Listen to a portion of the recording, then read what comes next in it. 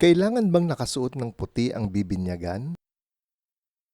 Binibigyan natin ng karangalan ang mga importanteng okasyon sa buhay gaya ng birthday, graduation, o kasal sa pamamagitan ng handaan at pagsuot ng espesyal na damit.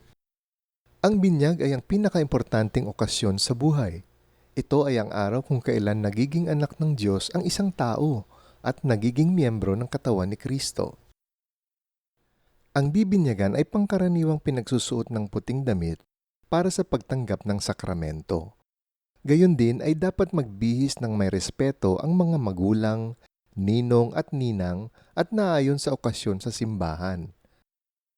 Ang puti ay kulay ng binyag at magandang tignan, pero habang binibinyagan ng bata, hindi kailangan puti ang kanyang suot na damit.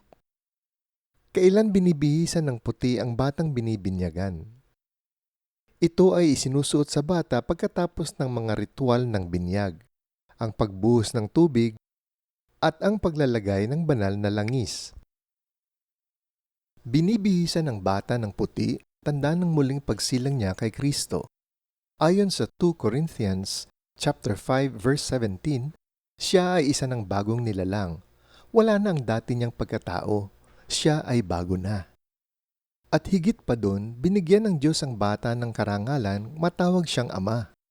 Ang sabi sa Galatians chapter 3 verse 27, si Kristo mismo ang iyong isinuot na parang damit nang kayo'y bininyagan sa inyong makikipag-isa sa Kanya. Paano yun kung hindi ko kayang bumili ng puting damit na pangbinyag? Hindi ito dapat maging sagabal sa binyag. Dahil sa pagmamahal sa atin ng Diyos, gusto niyang lahat ng tao ay mapasa Kanya at mabinyagan.